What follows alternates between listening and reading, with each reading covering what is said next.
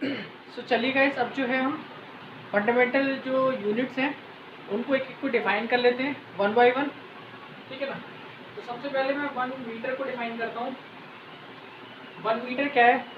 1 metre is the distance, ठीक है ना, covered by the light in 1/299,792,458 of second. यानी कि जो लाइट है तो उसने इतने समय में, और कितने समय, 1/1/299,792,458 ऑफ सेकेंड में जितना डिस्टेंस ट्रेवल किए, दैट इज कॉल्ड 1 मीटर। तो इसको मैथमेटिकली समझ लीजिए। देखिए लाइट का स्पीड जो होता है वो आपका होता है 299, स्पीड ऑफ लाइट 299,792,458, ठीक है। इतना मीटर पर सेकेंड होता है।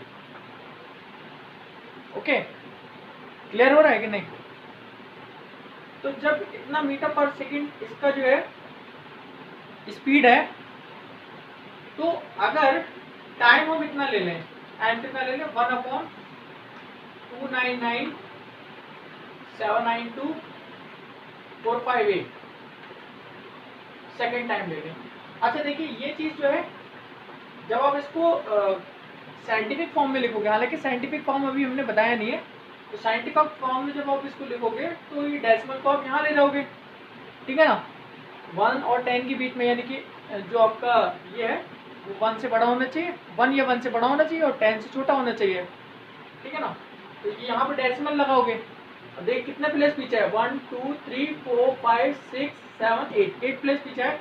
तो this is 2.99 into 10 power 8, 2.99 into 10 power 8। बाकी ये सारे नंबर आप छोड़ दीजिए या उनको भी लिख लीजिए इंटू 10 पावर 8। और ये 2.99 ऑलमोस्ट कितना हो जाता है, 3 इंटू 10 पावर 8 मीटर पर सेकेंड। तो वो आपको जो पढ़ाया गया है 3 इंटू 10 पावर 8 मीटर पर सेकेंड, तो वो कुछ गलत नहीं पढ़ाया गया है, अप्रॉक्सीमेटली उतना ही मान लेते हैं हम, 3 लाख किलोमीटर पर सेकेंड, ठीक है ना।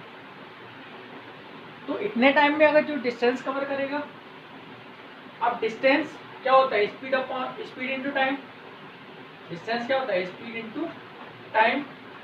देखिए स्पीड आपका इतना है 299,792,458 और टाइम कितना है 1/299,792,458। तो देखिए ये चीज़ एक दूसरे से कैंसिल हो जाएगी, तो आंसर क्या आएगा, 1 मीटर आ जाएगा। तो 1 मीटर को यहाँ से डिफाइन करा गया है मैथमेटिकली। इससे पहले भी जैसे कुछ डेफिनेशन दी गई थी कि नॉर्थ पोल से इक्वेटर तक जब आओगे तो उसका जो 10 मिलियन पार्ट होगा वो आपका 1 मीटर कहलाएगा, ठीक है ना। इसके अलावा एक और डेफिनेशन थी, तो वो मतलब समय समय पे डेफिनेशन चेंज होती रहती हैं, ठीक है ना। जो इसकी डेफिनेशन है वो मैंने लिखा नहीं, वो आप NCERT से एज इट इज़ कॉपी करेंगे और उसको समझने की कोशिश करेंगे, जो मैं यहाँ पे मैंने मैथमेटिकल एक्सप्लेनेशन दिया था, ठीक है ना। तो अब देख लीजिए 1 मीटर हो गया, लेंथ में यूनिट हो गया। नेक्स्ट आप देख लीजिए, ये 1 मीटर लेंथ का हो गया। अब देख लेते हैं हम लोग 1 kg का। तो 1 kg देख लीजिए, 1 किलोग्राम। तो 1 किलोग्राम क्या है, 1 kilogram is the mass of the platinum iridium alloy. 1 kilogram is the mass of the platinum iridium alloy which is kept in International Bureau of Weighs and Measures at Servais near Paris in France, ठीक है ना।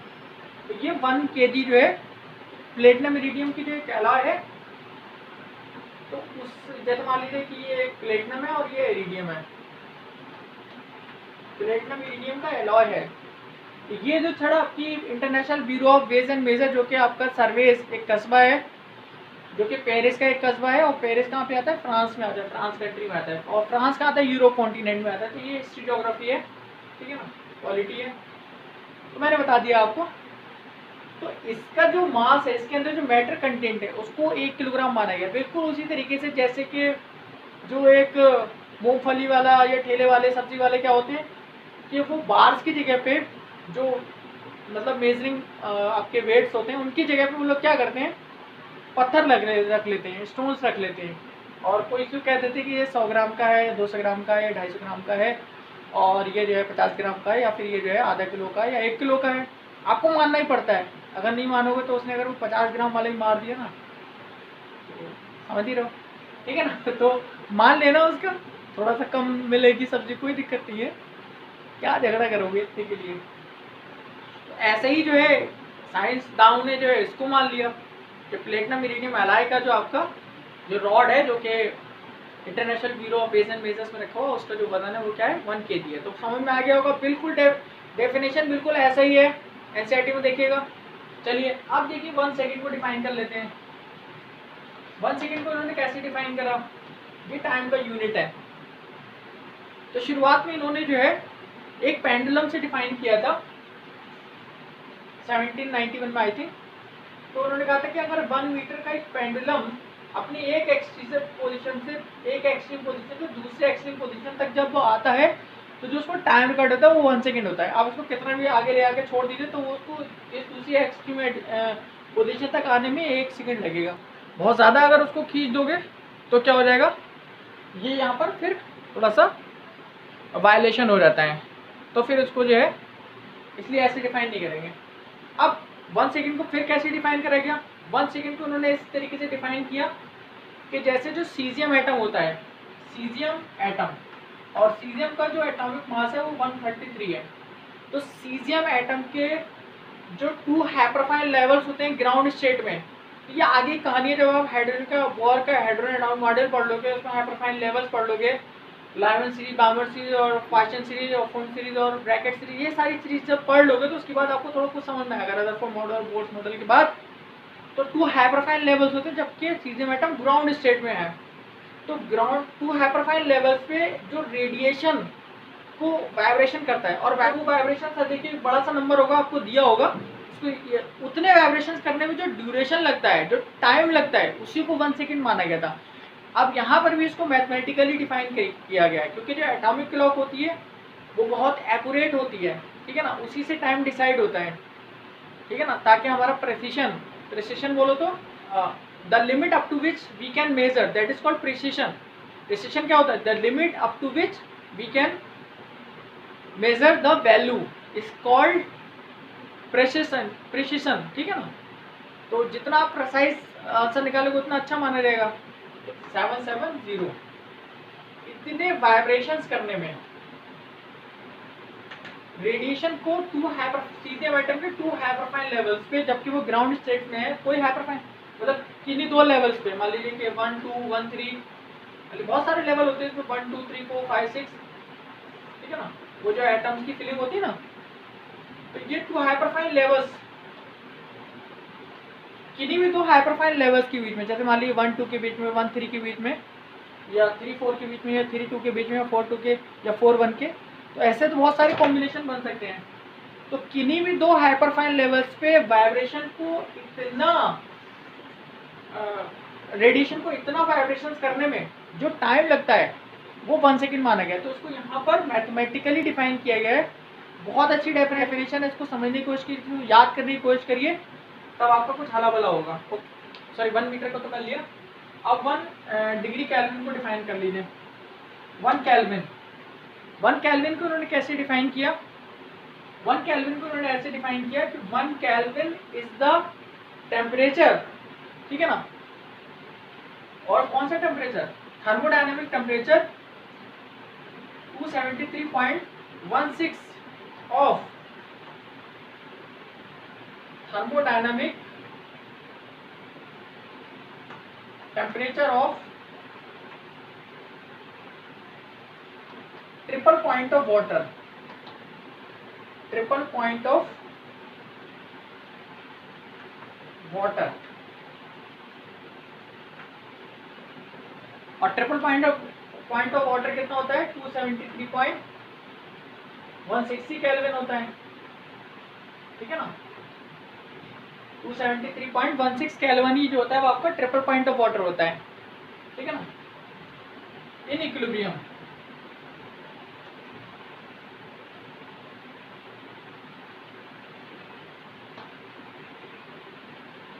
तो thermodynamic triple point of water का 1273.16 जो temperature होता है वो क्या कहलाता है आपका 1 केल्विन कहलाता है। अब देखिए आपका ट्रिपल पॉइंट कितना है 273.16 है, तो इसका 1/273.16 जो होगा वो क्या हो जाएगा 1 केल्विन हो जाएगा। देखिए 273 से 273.16 से 273.16 कैंसिल हो गया, तो आंसर कितना आया 1 केल्विन।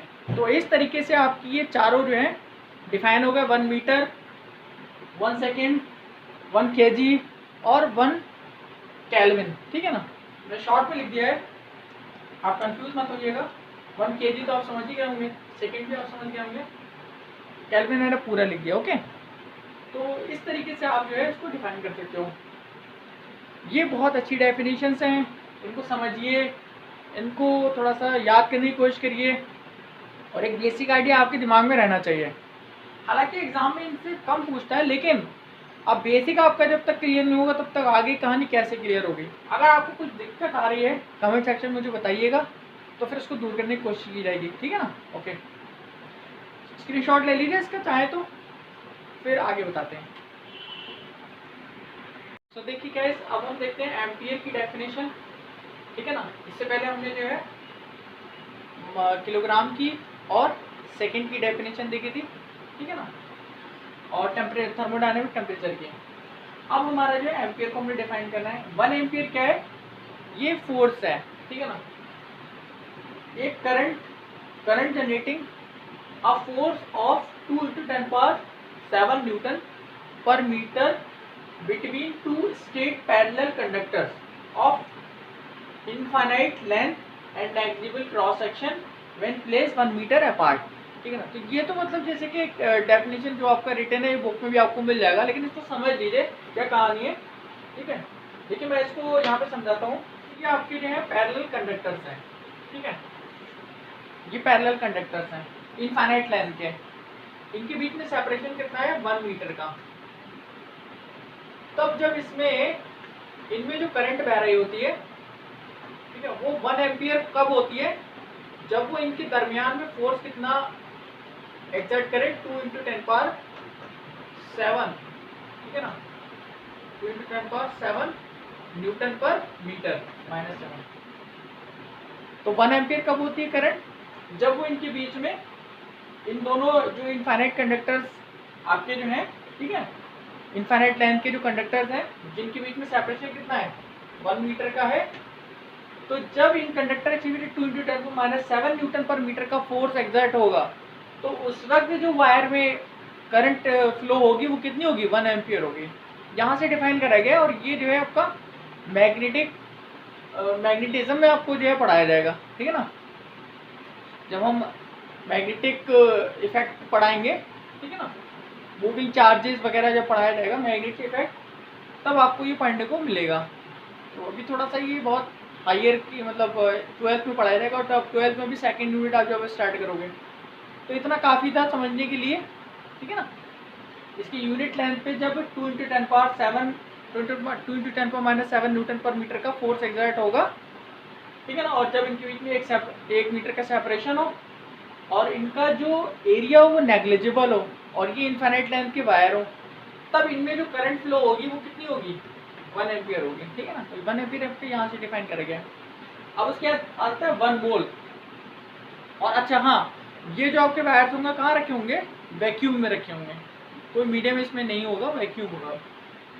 1 मोल क्या है, अमाउंट ऑफ सब्सटेंस है इसकी containing same number of entities या elementary entities as there are in 0.012 kg of C12। तो जितनी 0.012 kg ऑफ C12 में एंटिटीज होती हैं, ठीक है ना, किसी भी चीज़ की उतनी ही नंबर या उतनी ही एंटिटीज क्या कहलाएंगी, उस चीज़ की 1 मोल कहलाएंगी। जैसे कि 1 डजन, तो 1 डजन से आपके दिमाग में क्या आ रहा है, केले आ गए फौरन, 12 केले नहीं, 12 सेब भी हो सकते हैं, लेकिन मांगना मत, सब्जी वाले से मारेगा। ठीक है, मतलब फल वाले से। और इसी तरीके से आप कहोगे कि 12 ग्रेप्स, ठीक है ना, तो मांगो को वो दे देगा, वो तो फ्री में भी दे देगा 12 ग्रेप्स है, कोई दिक्कत वाली बात नहीं है। लेकिन कहोगे 12 ये जो वाटरमेलन, तो वो भी 1 डजन हुए। 12 मेंस 12 वीमेंस। तो कोई भी चीज़ जब 12 होती है तो उसको 1 डजन बोला जाता है। इसी तरीके से 1 मोल कब बोला जाएगा, तो जैसे 0.012 kg ऑफ C12 में जितनी नंबर ऑफ एंटिटीज हैं उतनी नंबर ऑफ एंटिटीज किसी भी सब्सटेंस की क्या कहलाती है, 1 मोल कहलाती हैं। ठीक है ना। तो आज आपको ये चीज़ मतलब अच्छे से समझ में आ गई 1 मोल है क्या। आप नहीं तो 1 मोल ऐसा लगता था कि खतरा मोल ले लिया, ऐसा नहीं है, कोई खास चीज़ नहीं, वो ये फ्री की चीज़ है, मोल नहीं है, ये फ्री समझ लीजिए इसको। तो इन दोनों को फटाक से नोट कर लीजिए, डेफिनेशन नोट करिए, उसको समझने की कोशिश करिए, और फिर आपको अच्छे से बाकी बाद में धीरे धीरे जब आपका दिमाग डेवलप होता रहेगा तो आपको चीज़ें समझ में आती है कि बहुत शुरुआत है। 11th में तो वैसे भी आपको लगता है तो डॉक्टर बनने का सपना देख रहे हो अभी, लेकिन अभी जो है या इंजीनियर बनने का सपना देख रहे हो, अभी लग रहा होगा कैसे जो है 11th पास होगा। नहीं, ऐसा नहीं है, आपका सब हो जाएगा। थोड़ा सा सब्र रखिए, रुको ज़रा, सब्र करो। सो चलिए गाइस, अभी जो यूनिट्स रह गई थी हमारी, जैसे कि एक कैंडेला रह गई थी और इसके अलावा 2 फंडामेंटल यूनिट्स हैं, तो उनको हम बता देते हैं। देखिए कैंडेला क्या है, हालांकि ये चीज़ आउट ऑफ सिलेबस है आपके, लेकिन क्योंकि ये यूपी बोर्ड और आईसीएससी बोर्ड में पढ़ाया जाता है फोटोमेट्री में, फिर भी देख लीजिए इसको, थोड़ा सा आपका माइंड डेवलप होगा। 1 candela is the luminous intensity in A given direction.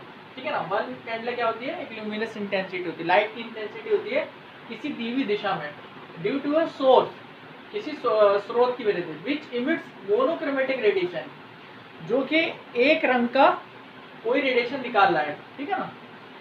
Of frequency, जिसका फ्रिक्वेंसी कितना होना चाहिए, 540 × 10⁻12 hertz, end of which the radiate intensity in the direction, और वो रेडिएट इंटेंसिटी उस वक्त कितनी होना चाहिए, 1/683 वॉट। ठीक है ना। और यूनिट क्या होना चाहिए, वॉट पर स्टेरेडियन। तो वॉट तो आपने पढ़ा है, लेकिन स्टेरेडियन अभी क्योंकि एक फंडामेंटल यूनिट है जो कि सॉलिड एंगल की है, तो वो हमें फर्दर डिस्कस करेंगे। ठीक है ना। तो इसको बस एक बार आप जो है सरसरी नज़र से देख लीजिएगा। ठीक है ना। नेक्स्ट रेडियन, तो रेडियन इंपॉर्टेंट है, समझ लीजिए इसको। रेडियन का यूनिट होता है एंगल का। रेडियन किसका यूनिट है, एंगल का। ठीक है ना। तो radian is a plane angle between 2 radii of a circle which cut off from the circumference and arc equal to the length of the radius. इस चीज को समझ लीजिए, जैसे आपने एक सर्कल ड्रॉ किया, ठीक है ना, एक सर्कल ले लिया, तो 1 रेडियन कब होगा, एंगल 1 रेडियन कब होगा, जैसे 2 रेडियाई ले लीजिए, और जब वो 2 रेडियाई एक आर्क आपका कट करे रेडियाई की इक्वल, ठीक है ना, मतलब जो आर्क है वो भी कितना होना चाहिए, सर्कमफ्रेंस जो आप आर्क कट कर रहे हो वो भी किसके इक्वल होना चाहिए, इक्वल टू द रेडियस। क्योंकि जो एंगल का आप लोगों ने फॉर्मूला पढ़ा था वो क्या था, angle is equal to length of arc upon radius, यानी आर्क अपॉन रेडियस। तो जब आर्क और रेडियस दोनों इक्वल होंगे तो दोनों को कैंसिल आउट कर देंगे एक दूसरे को, तब क्या आएगा, 1 आएगा। और एंगल का शुरुआत में तो कोई यूनिट नहीं माना गया था, बाद में इसका यूनिट हम लोगों ने क्या मान लिया, रेडियन मान लिया। ठीक है ना। तो ये रेडियन की डेफिनेशन हो गई। फटाफट से इसको जो है स्क्रीनशॉट ले लीजिए, ठीक है, और इसको नोट कर लीजिए। ओके ना। तो फिर स्टेरेडियन बताते हैं और जो बाकी चीज़ें वो बताते हैं। ओके। तो चलिए गाइस, अब जो है स्टेरेडियन का डेफिनेशन देख लेते हैं हम लोग। स्टेरेडियन एक सप्लीमेंट्री यूनिट है, जैसे कि रेडियन थी वैसे ही स्टेरेडियन है। अब रेडियन क्या होता था, वो 2 डिग्री में प्लेन एंगल के लिए होता था, ठीक है ना, यूनिट। और स्टेरेडियन जो है 3 डिग्री में अगर कोई एंगल बनेगा, ठीक है ना, तब तो उसके लिए जो यूनिट होगी, अब वो एंगल होता है आपका सॉलिड एंगल होता है, और उसकी जो यूनिट होती है वो क्या होती है, स्टेरेडियन होती है। तो देखिए कैसे है, जैसे मान लीजिए कि एक स्फीयर है, लग रहा है सर्कल जैसा, बट ये स्फीयर है, ठीक है ना, क्योंकि 3D में जो होता है वो दिखता नहीं है और जो दिखता है वो होता नहीं है, ठीक है ना। तो don't consider this is politics like Modi सरकार या कांग्रेस सरकार एक्सेट्रा, ठीक है ना, या अखिलेश वगैरह। वो कहते हैं ना, कह रहे हमारे ये जो काम है देख नहीं रहे हैं, हम कर रहे हैं, वो लोग कहते हैं, ऐसे पॉलिटिशियन कहते हैं, बट हमें उनसे कोई लेना देना नहीं है, चाहे मोदी जी हो, चाहे राहुल गांधी हो, या अखिलेश यादव हो, मायावती, कोई भी हो, ठीक है ना, सब लगभग एक ही जैसे हैं। तो देखिए कैसे है, उसके सेंटर पे ये स्फीयर जो है क्या करेगा, उसके सेंटर पे एंगल बनाएगा।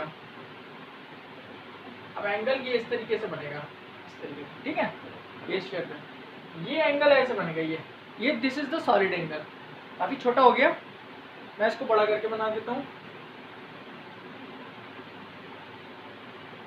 सपोज करिए ये एक स्क्वायर आपने ले लिया, स्क्वायर शेप का। अब ये क्या करेगा, ये एक सेंटर पे एक एंगल बनाएगा। सेंटर ये ले लिए इस तरीके से, काफी बड़ा हो जा रहा है, थोड़ा सा इसको छोटा कर देते हैं। तो देखिए इस तरीके से आप इसको ये ज्वाइन करेंगे और ये इस तरीके से ये जो एंगल बना, this is the solid angle, ठीक है ना, this is the solid angle. अब सॉलिड एंगल 1 रेडियन क्या कब होगा, तो सॉलिड एंगल 1 रेडियन जब होगा जब ये एक एरिया कट करे, ठीक है ना, स्फीयर में, और वो एरिया क्या होना चाहिए, स्क्वायर का एरिया कट करे, और स्क्वायर का वो एरिया जो है जिसकी स्क्वायर की जो साइड होगी वो रेडियस के इक्वल होगी, यानी कि ये वाली जो दूरी है this is called radius. Okay, समझ में आया कि नहीं। जैसे कि मान लीजिए कि एक स्क्वायर है, तो अब उसमें आप कहीं पर एक एरिया कट कर लीजिए, स्क्वायर आपने कट कर लिया, ठीक है ना, अब वो स्क्वायर की आपके सरकमफ्रेंस पे ही होगा। अब आप उसको सेंटर से उसके हर एक पॉइंट को, जो कॉर्नर्स हैं, 4 कॉर्नर्स होंगे, 4 कॉर्नर्स होंगे स्क्वायर के, उनको आप सेंटर से क्या करिए, कनेक्ट करिए, ठीक है ना। तो एक सेंटर पे ये इस तरीके से राउंड करके एंगल बनेगा, this is called solid angle. और सॉलिड एंगल 1 रेडियन कब होगा, जब ये स्क्वायर का जो साइड है वो इसकी रेडियस के इक्वल हो, ठीक है ना। तो 1 radian.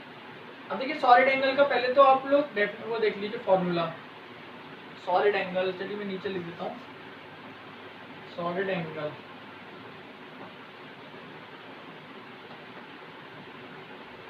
Area of square upon radius का स्क्वायर, रेडियस का square, square of the radius, या रेडियस स्क्वायर लिख लीजिए। अब ये स्क्वायर मतलब जो पावर वाला स्क्वायर होता है, area of square, area of square तो आपको एज इट इज रहेगा, और एरिया ऑफ स्क्वायर का मतलब जैसे कि ये आर स्क्वायर आप नीचे आपको लिखना है, और एरिया ऑफ स्क्वायर क्या होता है, साइड स्क्वायर होता है, ठीक है ना। तो शॉर्ट में मैंने इसे एरिया ऑफ स्क्वायर को साइड स्क्वायर ए से लिख दिया, जैसे इसकी ये साइड है दिस इज ए, ठीक है, और ये जो डिस्टेंस है दिस इज रेडियस, चाहे ये वाली लो, चाहे ये वाली लो, चाहे सब इक्वल ही होंगे, हालांकि देखने में छोटी बड़ी लग रही हैं, लेकिन मैंने बोला है कि 3D में जो होता है वो दिखता नहीं है, और जो दिखता है वो होता नहीं है, मैंने इसीलिए आपको एक अलग से इमेजिनेशन करके समझाया था। तो स्क्वायर का साइड किसके इक्वल होना चाहिए, रेडियस के इक्वल होना चाहिए, ठीक है ना। और तब आप जैसे a square upon r square formula है, तब ए क्योंकि आर के इक्वल है तो दोनों इक्वल हो जाएंगे, ए स्क्वायर अपॉन आर स्क्वायर दोनों इक्वल होंगे, ए स्क्वायर से आर स्क्वायर कैंसिल हो जाएगा, तो क्या आएगा, 1 आएगा। तो और वो सॉलिड एंगल का उसका यूनिट क्या होता है, वो 1 रेडियन कहलाता है। यहाँ से आपको क्लियर हो गया होगा, फटाफट से इसको नोट कर लीजिए, इसका स्क्रीनशॉट लीजिए, ठीक है ना, फिर आगे बताते हैं। अभी जो है कुछ कॉमनली फ्रिक्वेंटली यूज जो कॉमनली यूनिट्स हैं उनको देख लेते हैं। जैसे कि एक तो हमारा लेंथ का जो यूनिट्स कॉमनली यूज होते हैं उनको देखना है, दूसरा मास का, और तीसरा टाइम का यानी कि सेकंड का।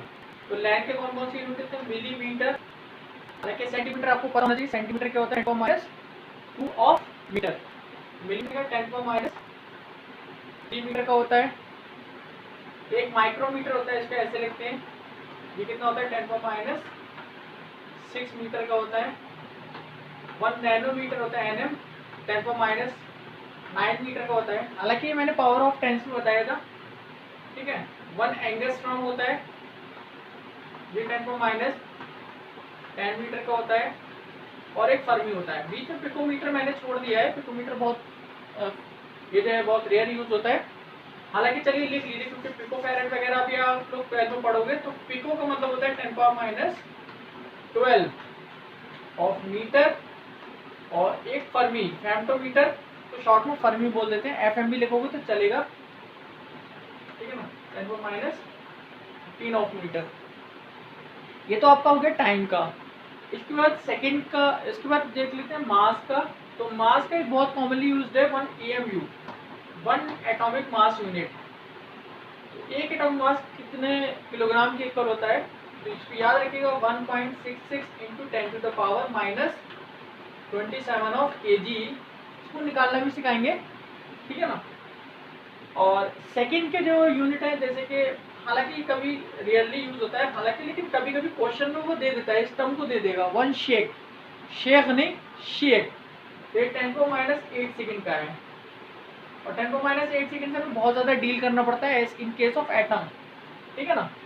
इसके अलावा सोलर डे, तो सोलर डे यानी कि जो सूर्य दिवस है, सौर दिवस, तो वो कितना होता है 24 आवर्स का होता है, जो पूरा हम लोग का जो दिन होता है। हालांकि थोड़ा सा शायद ज़्यादा है, 23 पॉइंट या तो 23 पॉइंट समथिंग है, तो जो भी हो फिलहाल तो 24 आवर उसको अप्रोक्सीमेटली मान रहे हैं, ठीक है। तो 1 सोलर डे ऑब्वियसली 24 आवर का है।